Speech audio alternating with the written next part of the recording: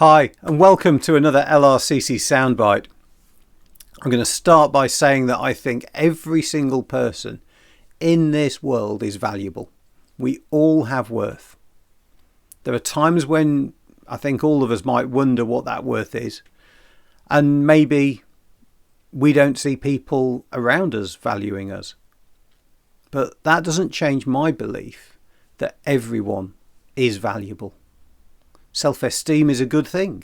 We need to recognise for ourselves that we have value, that we occupy a place of worth in the world. For some people, it's not always easy to accept, especially if you've had people around you at different times telling you that you're worthless. Those messages go deep when we hear them, and we do end up believing them. But it can work another way as well. You know, we can start to believe, if we're not careful, that we're worth more than we really are as well. That we're better than those around us. I choose to believe that we all have equal worth. That there is no one else in this world like you or like me. There never has been and there never will be. We are all unique, and therefore we are all of infinite worth. We are all the same. I don't know if you know someone who considers themselves better than others.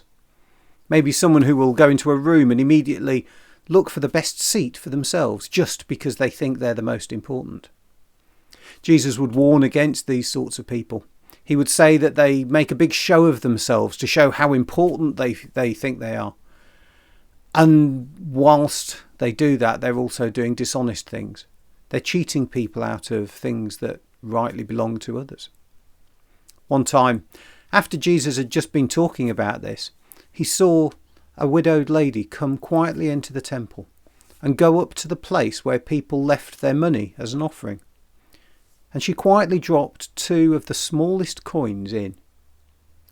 As Jesus saw this, he said to those around him that offering was one of the biggest that would ever be made. Those 2 small coins, worth only a few pence, was actually all that this widow had. She had offered everything she had to God. She held nothing back. As I read that story, I was thinking about what I make available to God and what I hold back. Not just in terms of money, but in terms of skills, resources and time. Everything we have in life is limited. We only have so much money. We only have so much time. When do we get to the point where we have nothing left for ourselves because we've used every moment of the day maybe for helping other people? No matter how little I have, I know that I am privileged at the moment not to be anywhere near having just 2 small coins left in the whole world. But even today, for some people, that is truly all they've got. There's a challenge in both of these stories for us. Firstly, not to think of ourselves as better than other people. You only have to look around this world to see where that causes conflict and hurt. And the second challenge is to do our best, to use the things that we have in the best ways possible, not just keep everything for ourselves.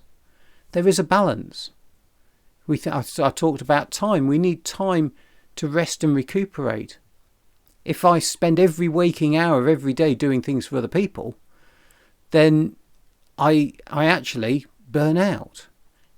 And maybe if I did that, maybe I'm not recognising the value that I have. I'm not recognising my own self-esteem. It's been lowered to the point that I don't consider myself of any value.